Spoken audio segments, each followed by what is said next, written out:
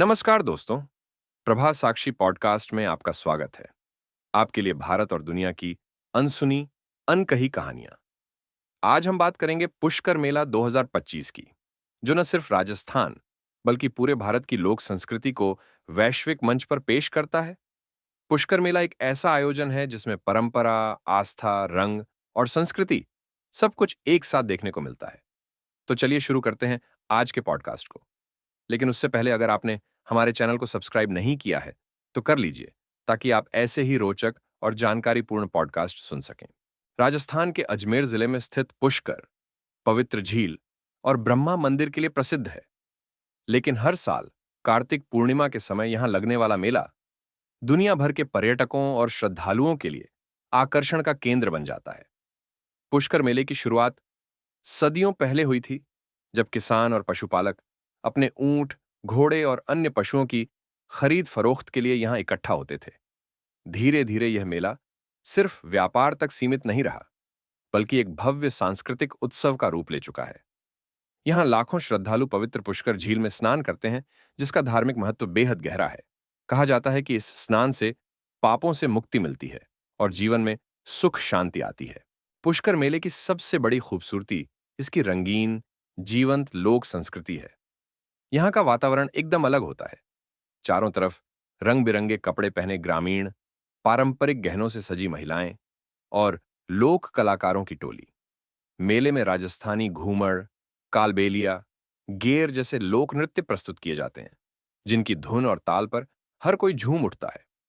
ऊंट सजावट प्रतियोगिता, ऊंट दौड़, मूंछ प्रतियोगिता, मटकी फोड़, कठपुतली शो, लोक संगीत, इन सब ने पुष्कर मेले को एक सांस्कृतिक उत्सव बना दिया है। इसके अलावा हस्तशिल्प, ज्वेलरी, पारंपरिक वाद्य यंत्रों की दुकानें और स्थानीय व्यंजन भी यहाँ के आकर्षण का बड़ा हिस्सा हैं। पिछले कुछ वर्षों में पुष्कर मेला अंतर्राष्ट्रीय स्तर पर भी मशहूर हो गया है। हर साल करीब 2-3 लाख विदेशी पर्यटक यहाँ आते हैं, जिनमें photographer, documentary film maker, travel blogger और रिसर्चर शामिल हैं। विदेशी मीडिया हाउसेस के लिए यह मेला भारत की विविधता और सांस्कृतिक समृद्धि को दिखाने का एक आदर्श मंच है। कई देशों के राजनयिक, सांस्कृतिक प्रतिनिधि और कलाकार भी यहां आते हैं, जिससे भारत की लोक संस्कृति को वैश्विक पहचान मिलती है। विदेशी मेहमान यहाँ के लोक नृत्य, संगीत, पारंपरिक व्यंजन और हस्तशिल्प का अनुभव लेते हैं।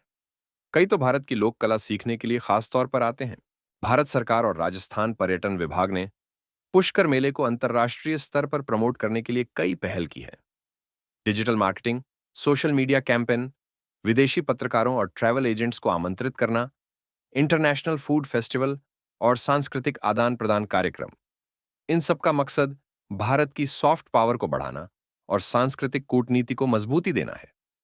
2025 के मेले में खास बात यह है कि पहली बार एआई आधारित डिजिटल गाइड्स और लाइव ट्रांसलेशन की सुविधा उपलब्ध होगी, जिससे विदेशी पर्यटकों को स्थानीय संस्कृति समझने में आसानी होगी। साथ ही सस्टेनेबल टूरिज्म और पर्यावरण सुरक्षा पर भी जोर दिया जा रहा है, जैसे प्लास्टिक फ्री जोन, स्थानीय संसाधनों का इस्तेमाल और ग्रीन इनिशिएटिव्स। इस वर्ष पुष्कर मेला वर्चुअल रियलिटी टूर और ग्लोबल टैलेंट हंट जैसी नई पहलें लेकर आया है। अब दुनिया भर के लोग ऑनलाइन इस मेले का अनुभव ले सकते हैं। इसके अलावा अंतर्राष्ट्रीय पैनल डिस्कशन भी आयोजित होंगे, जहां विभिन्न देशों के सांस्कृतिक प्रतिनिधि भारतीय लोक कला और सांस्कृतिक आदान प्रदान पर चर्चा करेंगे। इससे न सिर्फ भारत की संस्कृति का प्रचार प्रसार होगा, बल्कि स्थानीय कलाकारों को भी अंतर्राष्ट्रीय मंच मिलेगा। पुष्कर मेला आज भारत की लोक संस्कृति का सबसे बड़ा उत्सव बन चुका है, जो न सिर्फ देश में बल्कि विदेशों में भी भारतीयता की पहचान बन रहा है। यहाँ की लोक कला, संगीत, नृत्य और हस्तशिल्प अब यूरोप, अमेरिका, जापान जैसे देशों में भी लोकप्रिय हो रहे हैं। कई विदेशी कलाकार राजस्थान आकर यहाँ की लोक विधाओं को सीख रहे हैं और भारतीय कलाकारों को भी अंतर्राष्ट्रीय पहचान मिल रही है।